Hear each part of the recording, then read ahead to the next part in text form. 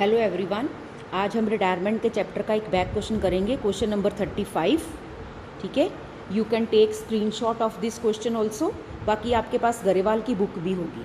ठीक है, सबसे पहले ये क्वेश्चन करने के लिए हमने खाली परफॉर्मेंस तैयार करने हैं। देखो मैंने सारे खाली परफॉर्मेंस बना लिए हैं।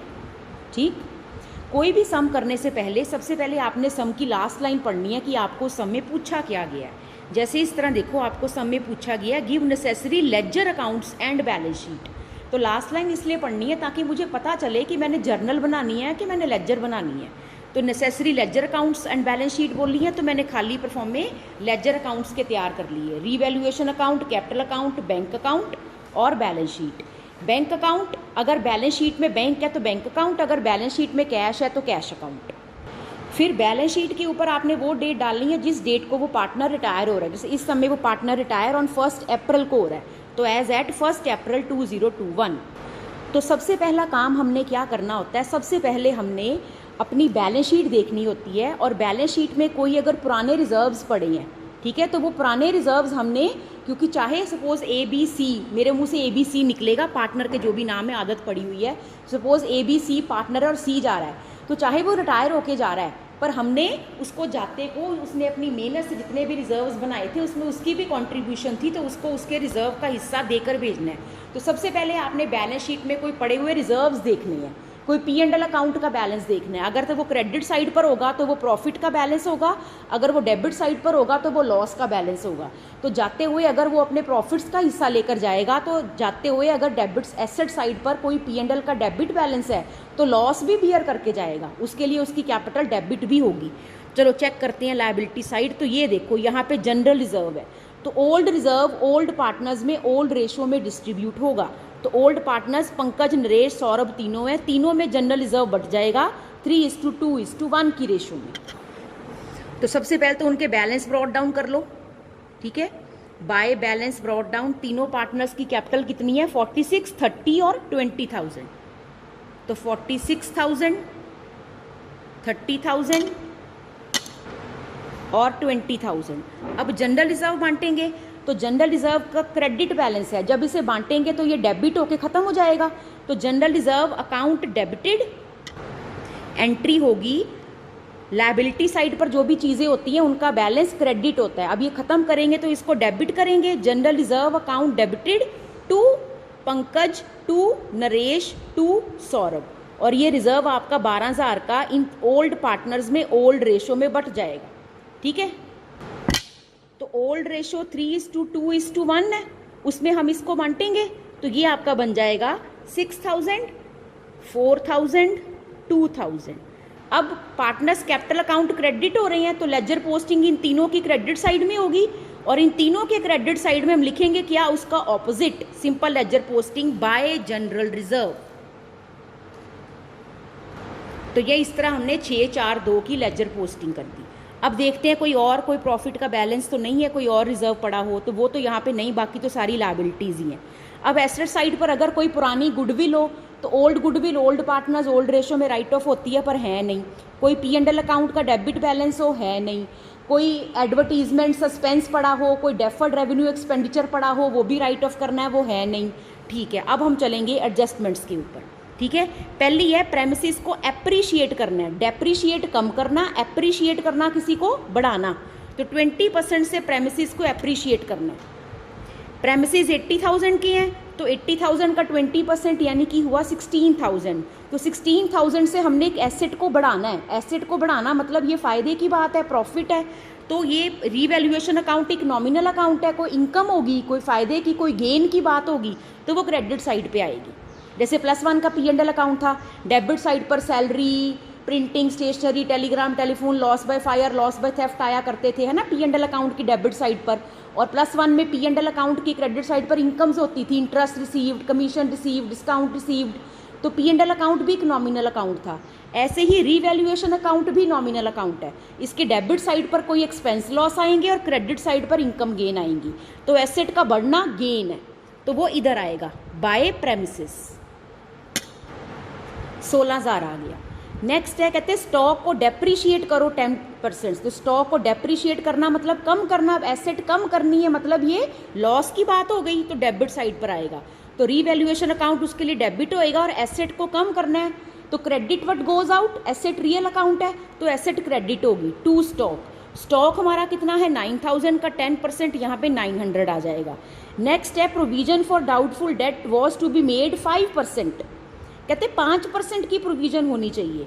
तो 6000 के डेटर्स हैं आपके, 400 तो वैसे माइनस किया, ये बैड डेट थोड़ी, डेटर तो आपके ग्रॉस 6000 के हैं, तो 6000 का 5% यानी कि 300, प्रोविजन 300 की होनी चाहिए, आपकी तो 400 की है, इसका मतलब 100 की प्रोविजन ज़्यादा है। अब याद करो +1 के P&L अकाउंट पे जब हम प्रोविजन फॉर डाउटफुल डेट बनाते थे, न्यू प्रोविजन क्रिएट करते थे, तो वो P&L अकाउंट की डेबिट साइड पे आती थी।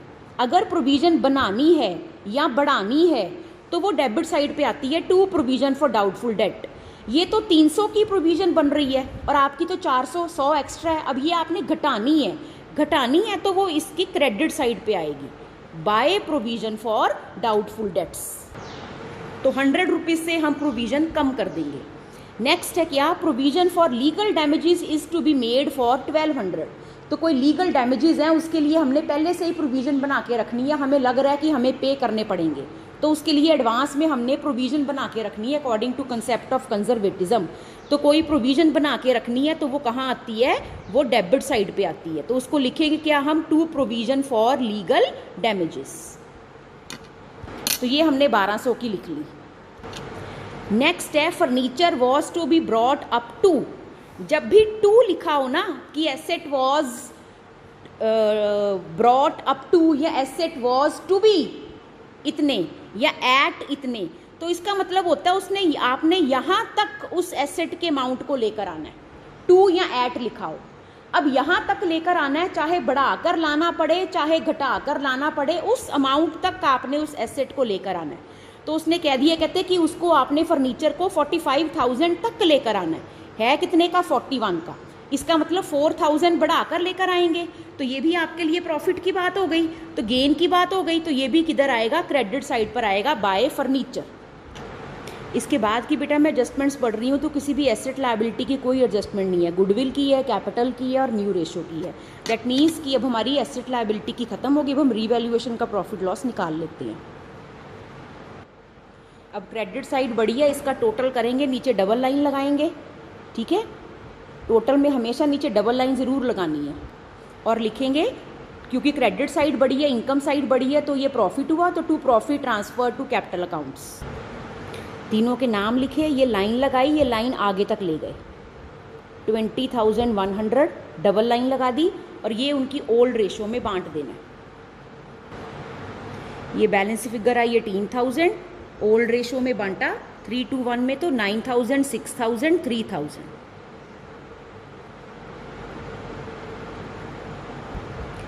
अब नेक्स्ट हमें बी पॉइंट में goodwill of the firm is valued at rupees this दिया है, तो ये मतलब न्यू गुडविल है, तो इसमें से जो पार्टनर अब रिटायर होकर जा रहा है उसको उसका शेयर देंगे। अब उसका शेयर तो देंगे, उसका शेयर देगा कौन, उसको जो उसके जाने पर उसका शेयर गेन कर रही है, उसके लिए हमें गेनिंग रेशो चाहिए होगी, तो पहले हम गेनिंग रेशो निकाल लेंगे। अब ये देखो हमें ओल्ड रेशो उन तीनों की ये दी हुई है, नरेश रिटायर हुआ, सम में कुछ भी ना और बताया होता तो न्यू रेशो भी 3:1 होती, हम इसको निकाल देते, और गेनिंग रेशो भी 3:1 होती, पर हमें देखो ये पॉइंट नंबर डी में न्यू रेशो बताई हुई है उनकी 5:1, ठीक है, तो अब हमें वो लिखनी पड़ेगी न्यू रेशो। और अब हमारे पास ओल्ड रेशो न्यू रेशो है, तो न्यू में से ओल्ड माइनस करके अब हमें गेनिंग रेशो निकालनी पड़ेगी। तो न्यू रेशो माइनस पहले पंकज का गेन निकाल लेंगे, तो न्यू रेशो 5/6 और ओल्ड 3/6, तो ये आंसर आ गया 2/6।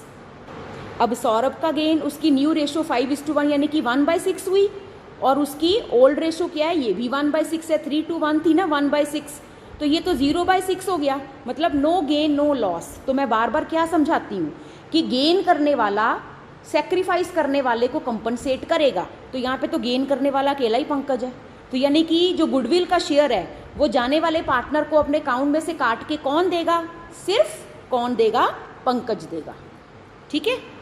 तो अगर मैं यहाँ पर आपको उसकी एंट्री करके दिखाऊं, वैसे जो पार्टनर जा रहा है पहले तो उसका गुडविल का शेयर निकालना पड़ेगा, है ना, गुडविल का शेयर ऑफ किसका निकालना पड़ेगा, नरेश का, और वो हम कैसे निकाल लेंगे, पॉइंट नंबर बी में गुडविल ऑफ द फर्म 42,000 दी हुई है, इसमें से निकाल लेंगे, मल्टीप्लाई करेंगे उसके शेयर के साथ,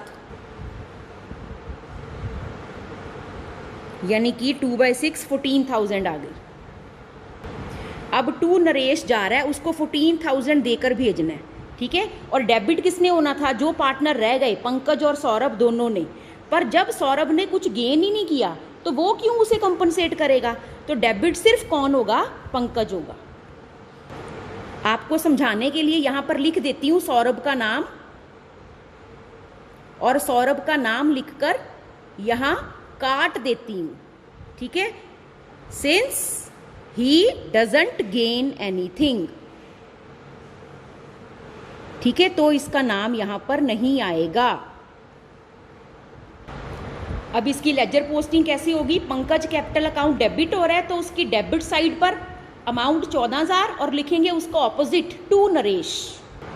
तो अमाउंट पंकज की डेबिट साइड पर 14,000 टू नरेश, और नरेश क्रेडिट हो रहा है तो नरेश की क्रेडिट साइड पर 14,000 और उसमें उसका ऑपोजिट डेबिट बाय पंकज। एक रीवैल्यूएशन का प्रॉफिट भी अभी ट्रांसफर करने वाला है, तो revaluation account debited to Pankaj Naresh Saurabh, तो तीनों क्रेडिट हो रहे हैं, ठीक। तो तीनों के क्रेडिट साइड पर पैसे आएंगे, ठीक है। लिखेंगे क्या? उसका ऑपोजिट बाय रीवैल्यूएशन। 9,000, 6,000 और 3,000। अब देखो हमने पॉइंट नंबर ए भी कर लिया, बी भी कर लिया, डी भी यूज़ कर लिया। अब बस पॉइंट नंबर सी रह गया। सी में बताया, कहते हैं 26,000 from Naresh capital account to be transfer to his loan account. वैसे भी सब में कुछ भी ना कहा तो हम उसकी बैलेंस फिगर को लोन अकाउंट में डाल देते हैं, पर वो कह रहे हैं सिर्फ 26,000 ही डालना। And balance to be paid through bank, बाकी की पेमेंट बैंक से कर देना। इफ रिक्वायर्ड नेसेसरी लोन में बी ऑब्टेन्ड, कहते बाकी पेमेंट बैंक से कर लेना, अगर ज़रूरत पड़ी, मतलब अगर पैसे कम पड़ गए तो बैंक से लोन ले लेना, यानी कि हमें देखना पड़ेगा हमारे बैंक में कितना बैलेंस है। सबसे पहले तो टू नरेश लोन अकाउंट पहले तो ट्रांसफ़र करो, क्योंकि 26,000 तो उसने ट्रांसफ़र करने को बोला ही है। अब ज़रा अकाउंट्स की बैलेंस फिगर्स भी निकाल लें। 25,000, इसकी आई 25,000, बाकी दो पार्टनर्स की निकाल लेना। और याद रखना बैलेंस कैरी डाउन का मतलब होता है carry down to balance sheet. तो balance carry down retiring partner का नहीं करना, क्योंकि फिर तो वो एज ए पार्टनर पहुंच जाएगा बैलेंस शीट में। पंकज की आई 47,000। यहाँ पर देखो अब तुम्हें बाकी पेमेंट कितनी उसको बैंक से करनी पड़ी, ठीक। इसकी बैलेंस फिगर निकाल कर देखते हैं। 54,000 में से 26,000 वो कह रहे लोन में डाल दो, तो बाकी बचा 28,000, ठीक है। यानी कि 28,000 की पेमेंट हमने बैंक से करनी है। उसने कहा था ज़रूरत पड़ी तो लोन ले लेना। अब बैंक अकाउंट देखते हैं। बुक में आपके बैंक अकाउंट का बैलेंस 7,600 है, तो बैंक अकाउंट बनाएंगे और उसका बैलेंस ब्रॉट डाउन करेंगे। हमारे पास तो सिर्फ 7,600 है, पेमेंट हमको 28,000 की करनी पड़ रही है, यानी कि बाकी पैसे के लिए लोन लेना पड़ेगा। पहले तो इसकी लेजर पोस्टिंग करो। नरेश कैपिटल टू बैंक की है ना, तो पहले तो यहाँ पर बाय नरेश कैपिटल। तो अब इसका जो बैलेंस है वो कितना आ रहा है? 20,400। और ये क्या होगा? ये हमने bank account debited to bank loan लिया होगा। मतलब 7,600 हमारे पास पहले था, तो पेमेंट 28,000 करने के लिए हमने 20,400 का क्या किया होगा?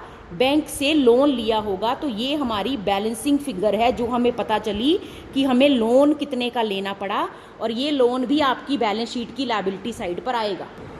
अब आपने बैलेंस शीट में बारी बारी करके जो एसेट्स और लायबिलिटीज़ की वैल्यूज़ चेंज हुई है तो वो चेंज वाली लिख देनी है, और जिनकी वैल्यू चेंज नहीं हुई उसको एज इट इज़ लिख देना है। नंबर 1 पर बैंक था, बैंक का बैलेंस तो आपको सारा ही उड़ गया, बैंक तो आप लिखोगे ही नहीं। और डेटर्स में से अब प्रोविजन आपकी 300 की होगी थी ना, तो 300 लिखोगे। स्टॉक आपका 900 कम हो गया था तो वो 8,100 हो गया। फर्नीचर आपका बढ़ गया था, 45,000 हो गया था। प्रेमिसेस आपके 16,000 बढ़ गए थे तो 96,000 हो गए। इधर जनरल रिजर्व तो आपने सारा बांट दिया, अब लिखना ही नहीं। सन्ड्री क्रेडिटर्स में कोई चेंज नहीं आया तो एज इट इज़ लिख देंगे। बिल पेबल में कोई चेंज नहीं, आउटस्टैंडिंग सैलरी में कोई चेंज नहीं। प्रोविजन फॉर लीगल डैमेजेस 6,000 पहले की थी, 1,200 और बनाई तो 7,200 हो गई। दो चीज़ें यहाँ पे और आएंगी, एक तो नरेश का लोन अकाउंट, ठीक है, और दूसरा आपका बैंक का लोन अकाउंट। कैपिटल सिर्फ पंकज और सौरभ की आएंगी, क्योंकि पार्टनर तो वही रहे जो बैलेंस कैरी डाउन, और टोटल आपका बैलेंस शीट का मैच कर गया।